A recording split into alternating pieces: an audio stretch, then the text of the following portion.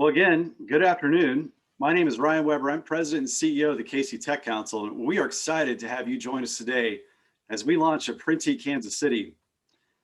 Kansas City continues to be a growing market for technology with over 4,000 tech employers and more than 102,000 tech professionals. Kansas City is in a perfect position to identify new sources of talent as well. And as we continue to grow, the need for qualified talent becomes increasingly more important. This is where Apprenti Kansas City comes into play. With Apprenti, employers can diversify their talent pipelines to meet the needs for key positions, including software developers, IT support, cybersecurity analysts, and more. In the KC Tech Council's monthly workforce report, Tech Checkpoint, this validates the demand for these tech skills. In the last 6 months of 2020, in the middle of a global pandemic, monthly tech jobs posted online averaged more than 3,700 in the Kansas City area. There's huge demand for these skills and jobs that pay exceptionally well. But as the pandemic began to unfold last year, we knew that there would be a significant impact to workers in Kansas City. We also knew that making a career change and acquiring new skills, especially in tech, can be overwhelming and a challenge to some. That's why the KC Tech Council, with the support of our board of directors, made the decision to invest in a multi-year partnership with Apprenti. Their proven track record of attracting and successfully graduating historically underrepresented communities was a primary reason for selecting them as our partner. After making this decision, we began searching for a leader to help us make sure this program was successful in Kansas City. And that is why the KC Tech Council is thrilled to be launching Apprenti Kansas City and bringing on Aaron Christensen to lead the implementation. And stay tuned, because at the end of today's presentation, Aaron is going to be providing more information on how you as a candidate or employer can get started with Apprenti Kansas City today. Aaron? Great. Thank you, Ryan. I couldn't be more excited to be with the Tech Council and leading this initiative in Kansas City. As Ryan mentioned, Kansas City is experiencing incredible growth within the tech industry. And with that growth means expanding our tech pipeline. We all know that two of the biggest challenges facing the tech industry are a lack of talent, but also a lack of diversity. This is why we are excited for Apprenti. With over 70% of our apprentices being women, veterans, and/or people of color, Apprenti is a proven model for diversifying tech talent across the country. Today, you will hear from a variety of presenters, both locally and nationally. First, you will hear from past apprentices in other markets about how transformative their experiences were. Following, Jennifer Carlson, co-founder and executive director of WTIA Workforce Institute and Apprenti, will share how companies can fill talent gaps through a dynamic apprenticeship program. You will also hear from representatives Emmanuel Cleaver and Sharice Davids expressing their support for the expansion of the tech pipeline in Kansas City. We are also excited to have Bar Advisory and Certec share their plans for implementation of Apprenti within their organizations. We are thrilled to have these two companies be a couple of our first adopters of Apprenti Kansas City, and I can't wait to see how a tech apprenticeship will transform their organizations. Lastly, we will wrap up with answering any questions you may have. Please utilize the Q&A feature within Zoom, and we will also try to address as many questions as possible throughout the presentation. Before we begin, I would love to thank our training providers, as they will play an integral role in providing custom training to our employers as they develop talent. Thank you, Snap IT Solutions, Centric Training, KU Edwards, Johnson County Community College, and LaunchCode. I'm excited to now kick the program off with a few remarks from former apprentices.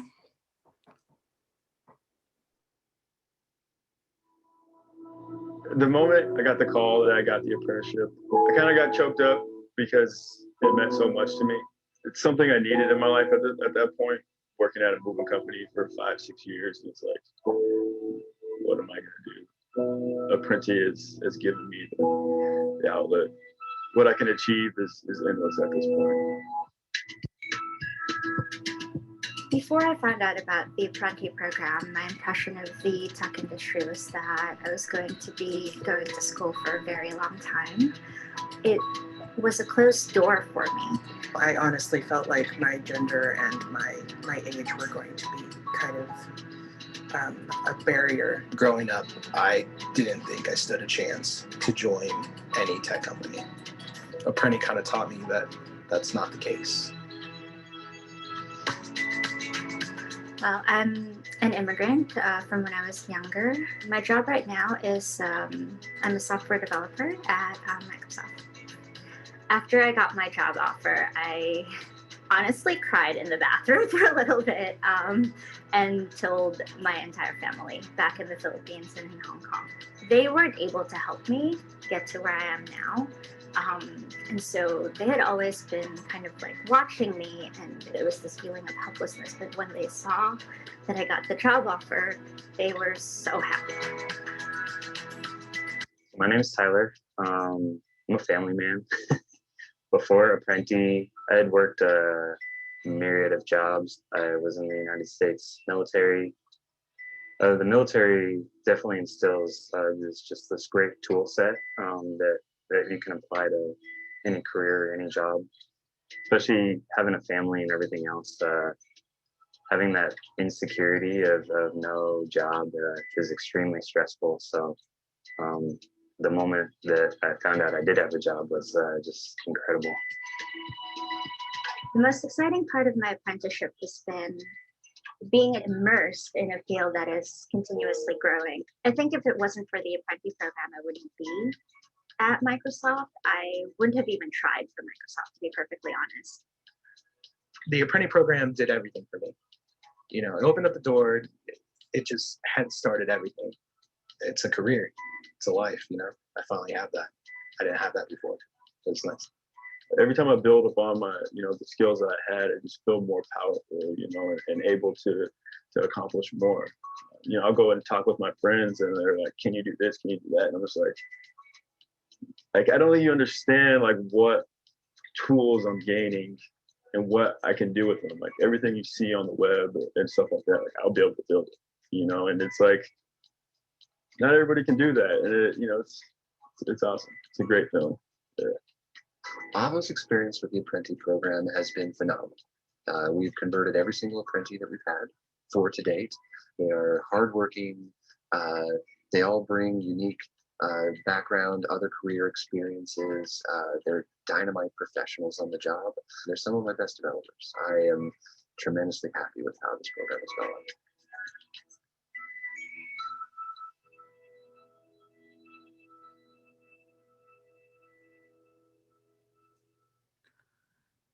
Great. It is now my pleasure to introduce our first presenter, Jennifer Carlson, to talk more about Apprenti. Jennifer is the co-founder and executive director of WTIA Workforce Institute and Apprenti. Jennifer, take it away. Well, thank you, Erin, and I appreciate you being here and for everybody joining us today. I also want to thank Ryan Weber. Ryan, we've had a few years of getting to know each other through Techna, and it's really exciting for us to be able to partner with the KC Tech Council on bringing not only Apprenti to Kansas City, but for me on a personal level, having grown up in Overland Park, it feels a little bit like homecoming. So I'm very excited about bringing the program to Kansas City. And the reason why this makes a lot of sense in bringing the program here is if we've explored this program working across the tech sector, and we have a lot of large tech companies, as you heard from some of our apprentices, who are engaging in this. But the companies that are actually moving even faster to adopt apprenticeship are the non-tech companies who are competing for that same tech talent. If we can jump into the slides here and kind of talk a little bit about the organization and how we got to this. The purpose of the program, the reason it exists is really just tracking apprenticeship in the traditional sectors and applying it to what we call non-traditional. So taking time-tested model of apprenticeship and moving them into a classroom and a hybrid on-the-job skills opportunity, and taking people from non-traditional backgrounds, people who have high aptitude, but maybe not the pedigree that we normally would go and attract from.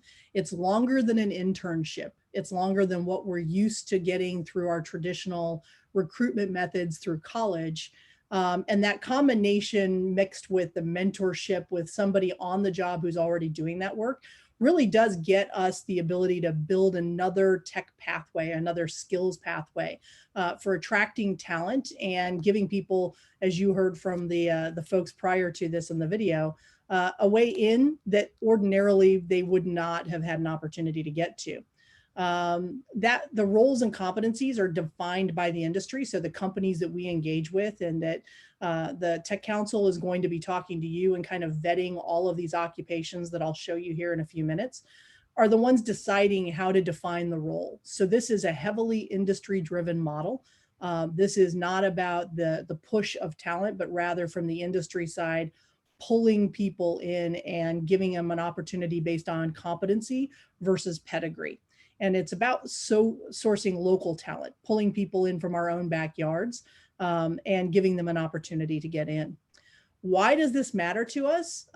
Ultimately, the reason for this is necessity has become the mother of invention. And while we don't have the 2020 numbers, and we know that COVID will affect those numbers down a bit, IT job postings are still up. We know that the tech talent gap is only going to continue to grow, and that there is not enough supply coming out of the four-year system to meet our demand, as all companies are tech companies. We are all competing for that talent, and we all have tech needs. I jokingly like to refer to Starbucks as a tech company that serves coffee, as they have 800 people in their tech department supporting their systems nationally. If we go to why the secondary tech talent pipeline is a necessity, it really comes down to this. We have 65,000 people a year graduating from computer science degrees, and that's at the four-year level across all public and private universities. As you saw on the previous slide, we've got over 3 million jobs posted 2 years ago. We still had north of 2 million jobs posted last year. If we put all engineering degrees together, we're looking at 250,000 engineers, and that's all fields combined. Those other industries are still consuming those folks and that talent. We're not going to port them all over and retrain them.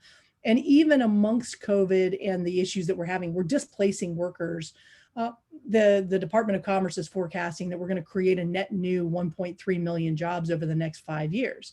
So we have a growing need that cannot be met by the higher ed system, no matter how much investment we make into that. In addition to that, in the last year, our corporate cultures are starting to shift. And not only is there evidence and research being done about the need for diverse workforces for the products that diverse workforces are consuming, we also see a paradigm shift in socioeconomic issues, the need for improved diversity and equity across all sectors, and how companies are dealing with that are all very different.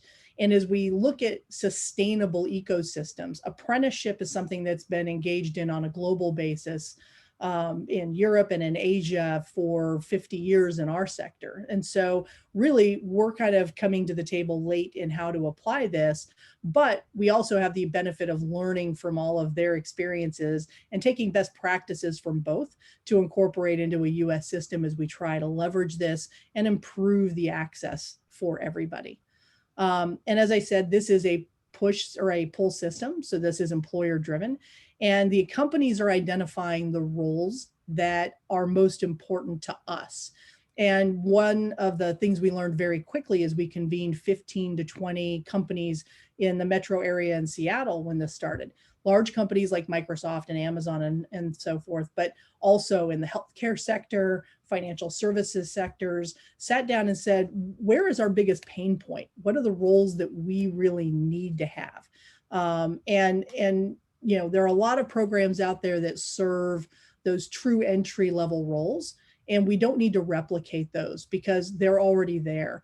The roles that we're spending a lot of time and money trying to attract talent for are the middle skill roles, even though this is entry level talent into those middle skills. So think of that in terms of junior developer type situation. But you've got network security, you've got cyber analyst, you've got software development, business analyst, and cloud operations, where many industries are trying to transition to the cloud as security gets better, and figure out how to manage systems and infrastructure through the cloud. They need that support to be able to manage them.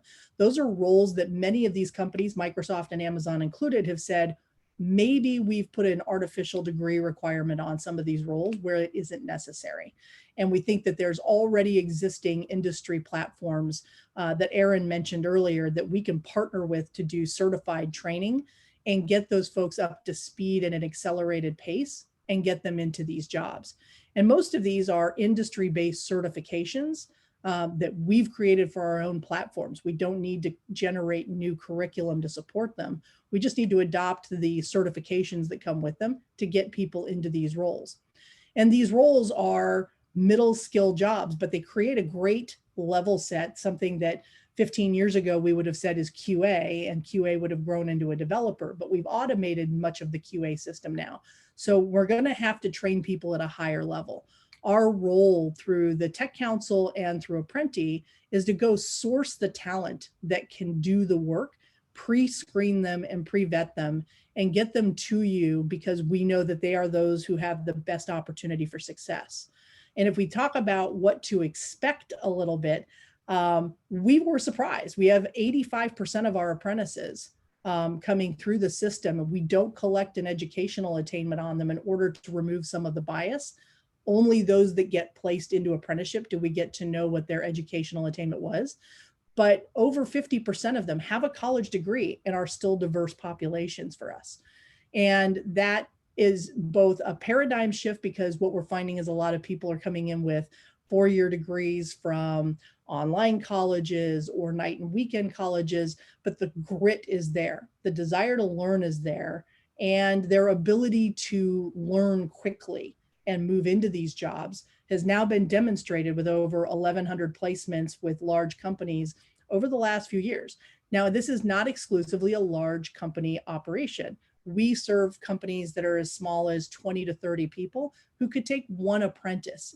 And sadly, one of the silver linings of COVID is that we can blend cohorts across markets and get people trained, even if the numbers are smaller. Now that we've moved to an online environment for the classroom training, but it's still synchronous. It's still with a live instructor. And the retention by education level, interestingly enough, proves that the degree or the pedigree that comes with this may not be as relevant as we all thought it was. The retention looks the same whether they had a degree or not. And when we look at the fact that these are veterans, people of color, women, persons with disabilities, clearly the aptitude is there and the background is less relevant. It's more about what they're capable of doing. And that classroom training that we partner locally to source is what's ultimately leading to the success. So the great part for the companies is that apprenticeship for you to consume comes with a lot of economic benefits. It is an earn and learn model. So apprentices are a lot less expensive than a traditional hire. You've got a cost base of between $60,000 and $80,000 on a national footprint. So it can be lower by role depending on the geography. That is a fully loaded person coming on. Apprenticeship is a job, which means that the person coming in is going to be your employee after they've successfully completed the classroom instruction. And then they're coming on at a 30 to 40% wage reduction. It's a federally protected wage class. And that wage reduction allows you to make an investment in them and have somebody mentor them on the job with an intent to retain. Internships are try before we buy, and apprenticeship is train to retain. So the goal here is that we get them to a level of competency in that year of apprenticeship that they can be retained in the job and be fully competent to march forward. And the cost of the classroom training is usually shared between the employer and some public-private funding. And then the apprentice is responsible for themselves getting through the class. They already know there's a job waiting for them. So they take care of themselves and their ability to get to the job, and they know they have to satisfactorily complete the classwork to get there. That compared to the acquisition costs that we have of sometimes having to port people from other locations, provide signing bonuses, cost of onboarding, and then the fact that we're recruiting people usually from an existing role and having to pay them more to come to us means that we're paying them quite a bit more than if we organically grow new talent for ourselves.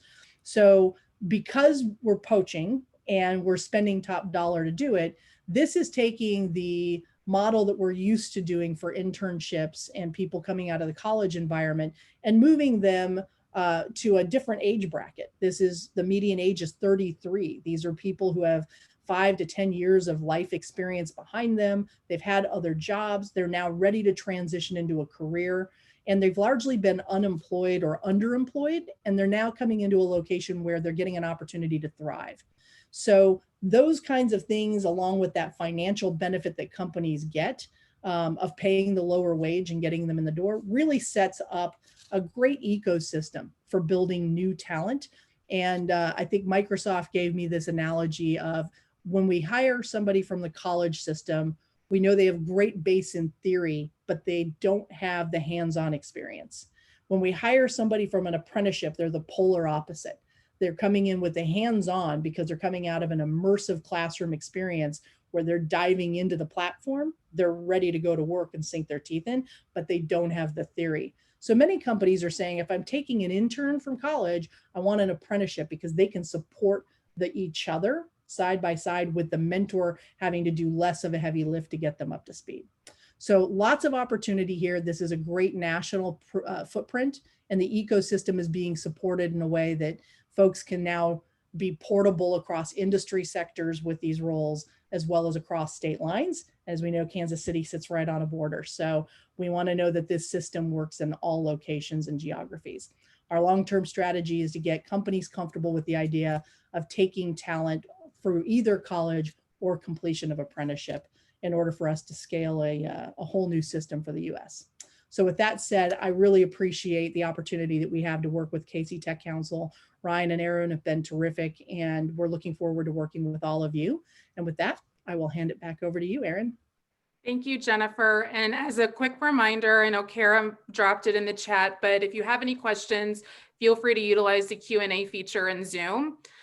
With that said, we're excited to now have some words from Congressman Emmanuel Cleaver and Sharice Davids expressing their support in Apprenti. As we know, it's an incredibly busy time for Congress right now. And so while they were not able to be with us live, they were kind enough to pre-record some remarks that we'll show here in a minute, just expressing how impactful Apprenti will be for both Kansans and Missourians. Hello. As the representative for Missouri's 5th Congressional District, and as a member of the House Financial Services Committee, I'm always on the lookout for new and promising developments that demonstrate economic progress for my district.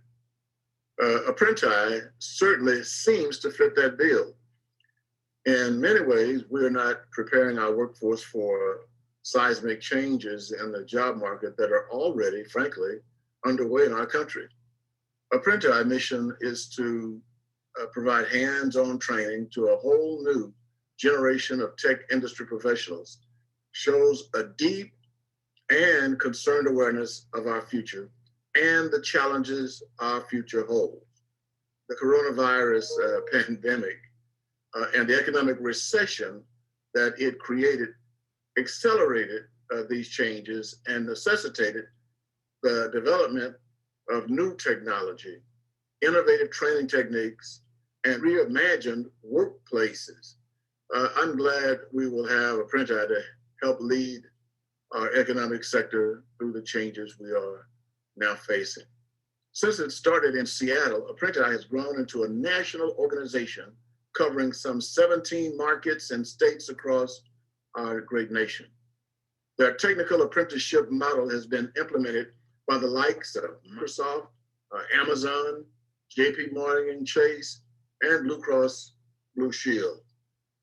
But while Apprenti has certainly outgrown its beginnings, it is not the kind of organization that just falls along the wayside shortly thereafter. They still have their ideals, with over 70% of the apprentices identifying as veterans, women, and/or people of color. Additionally, the average age of an apprentice is 33 years of age, reflecting the diverse experiences that could lead someone to the field of tech in the 21st century. I want to thank the Kansas City Tech Council for holding this event and for their continued service to our community. I hope that this new year will bring even more exciting economic development for Missouri's 5th Congressional District and for Kansas City all the way to Marshall, Missouri, and that our growth in jobs and industry will reflect our values of equity and justice. Apprenti will play a role in that progress, and I wish them all the very best in 2021 and beyond.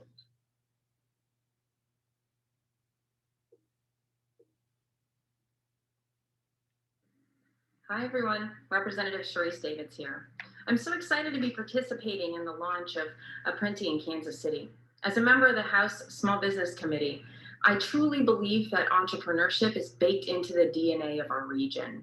I'm so glad that we have organizations like Apprenti recognizing that investing in the entrepreneurial spirit we have here is so important. Also, I really appreciate Apprenti's commitment to ensuring that we're reaching a diverse range of folks, including veterans, women, people of color, folks who have long faced barriers in the tech industry. I'm optimistic that this is going to be a big benefit, not just for Kansans, but for the employers in the 3rd Congressional District and the metro area. I'm looking forward to seeing all of the great things that you all do. Thank you so much for inviting me to participate with you all today. I look forward to talking to you again soon. Great. Currently, we have over 160 applicants interested in Kansas City. Now, some of them are from Kansas and Missouri, but a good chunk of them, because we're just now doing our official launch, are from other markets, but are interested in coming to Kansas City. Imagine the opportunity to not only cultivate local talent, but also relocate talent to Kansas City. Next up, we are thrilled to have 2 of our employer partners talk about why they are excited for Apprenti and how they plan to implement it within their organizations. I would like to first welcome Brad Thies, the president of Bar Advisory. Thank you. Thank you, Aaron, and hello, everybody. I certainly want to thank everybody for inviting me to participate in this event. It's such an important initiative, and I certainly speak for all of our associates at our company when I say how much I appreciate the opportunity to contribute today. Not to mention sit alongside such distinguished members of our Kansas City community. So, a little bit about BAR. Our mission, first and foremost, is to build a more secure world. And when you talk about this base need, security and safety in the Maslow's hierarchy, such a mission isn't just for some, it's for all. And while we happen to work in cybersecurity in this space, I think it's something that we feel like this Apprenti program is going to add a lot of value in, given there's such a big tech gap out there in terms of the workforce. And so we're also in the services space, and we've had the privilege of working with some of the most innovative companies in the world, from startups to public companies. And most of these clients that we have are challenging the status quo, which in turn challenges us to stay sharp, stay relevant, and continue to add value to our clients and our communities. And so for us to stay competitive and sharpen our own skills, we depend upon this knowledge economy. And it's critical that we don't have a limited supply of ideas. And that's where I think Apprenti really comes in. It's one of many programs that we're looking at, and we're excited to be a part of the Apprenti program because it helps us further our perspective and bring more diversity to the ideas needed to tackle some of our toughest challenges we face as we further that mission of securing the world. And a bonus and a huge driver is that we can establish more authentic relationships within our community to help address this talent and diversity gap and be a part of that positive change versus just sitting on the sidelines in our own silos. And in terms of the roles that we're planning on filling, it includes our client facing. We're looking to get these apprentices, directly in the face of our clients. And it's such an important piece of the foundation of our firm. And so this will include cybersecurity associate positions, IT audit positions within the firm. We're only 30 people today, but we're looking to double by the end of the year. And so we're very thankful that we have this opportunity to partner with Apprenti to be a part of the solution in our recruiting goals, because it takes more than just one idea. And so extremely grateful to have this opportunity.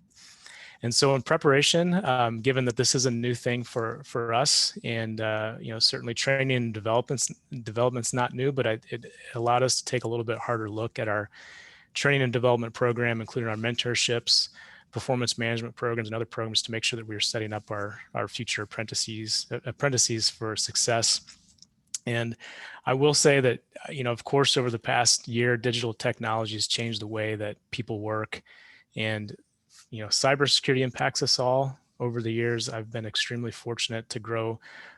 We've always been a remote first team of professionals all across the US who share that same vision and mission that I mentioned earlier.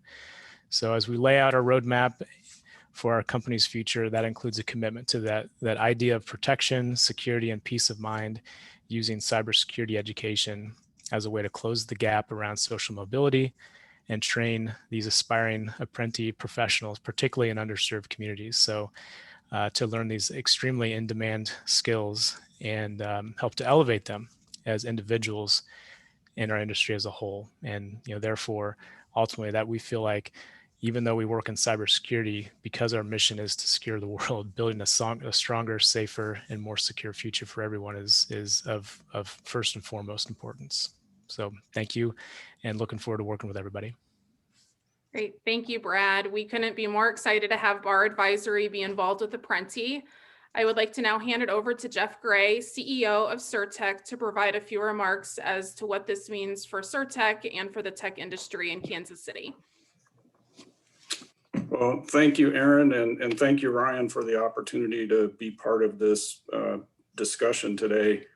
It's absolutely a pleasure to be here, and like Brad, I am very appreciative to be part of this presentation and to share the stage, or be part of sharing this information. So, for the past several months, we've been really focused on initiatives related to how we can better promote diversity, equity, and inclusion, not just in our business, but also more generally in the tech industry. And part of that effort's been developing strategic relationships and partnerships in our communities, and with an emphasis on being more intentional about making a positive difference, much like Brad mentioned.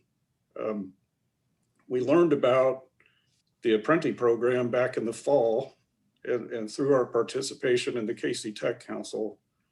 And as we got to know Aaron and learn more about the program, we realized that this was a really good fit, not just for our business as a way to grow talent, but as a way to be a more integrated member of the community and to contribute and give back. So a little bit about the company. We focus on designing and building automated test systems for safety and mission critical industries. So we work in things like aerospace, medical devices, automotive, even some of the new, mass transit solutions that are in development, like Hyperloop. And you can imagine the amount of technology that's in those systems just continues to grow and expand. And our role in that process is to help ensure that those systems work properly and that they meet all of their regulatory requirements and specifications. So having a pipeline of talent, particularly in software development and related fields, is really important. And we focus traditionally, like many companies, in the college ranks, and we've had good success. And we really see Apprenti as a way to augment or come alongside in a highly complementary way to work in parallel with our more traditional methods. And in doing that, it'll help us to accelerate how quickly we can get people from onboarding into being productive members of the team. So very excited about that. Our focus initially, we're expecting to go, we're about 120 people nationwide. Roughly half of those are here in Kansas City. expecting to grow about 20% this year.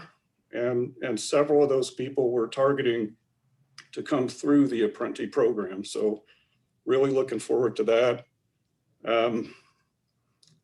You know, we see this as a long-term partnership, and we're just super excited to be invited and to be part of this. So Aaron, thank you very much. Thank you so much, Jeff. I think it's important to notice to note the difference between CertTech and Bar Advisory. And Jennifer and Ryan also talked about this a little bit earlier, but it's really, Apprentice can be incredibly flexible regardless of industry, size, how able you are to scale as well. CertTech, while headquartered in Kansas City, sees an opportunity to implement a tech apprenticeship, both locally, but then also in other markets. Additionally, they see an opportunity to have cohorts focused on software development and cybersecurity, and then possibly even technical sales. So it truly can be flexible in what your organizations need. On the other hand, Bar Advisory, as Brad noted, is a smaller organization, but has found an opportunity to implement a cybersecurity apprenticeship as they continue to scale. So the beauty of Apprentice is that it offers, as Jennifer mentioned, 14 different apprenticeship opportunities, and that continues to grow. And because it is a national program implemented in 16 other markets, as you think about your organizational needs, think strategically. While we are focused on growth in Kansas City, we can also support your needs across markets. As we wrap up, I know that there have been a couple of questions that were sent directly or in the Q&A or in chat, and we'll address those shortly. But as we wrap up this afternoon, I would encourage companies that are struggling to find talent to look at Apprentice Kansas City as a new source for diverse talent. For more information, please don't hesitate to reach out. I would love the opportunity to talk with you about how we can make Apprentice work for you. And for individuals who might be joining this and are interested in a possible apprenticeship, I would highly encourage you to either reach out to me or to look at more information and to apply and take the assessment on apprenticecareers.org.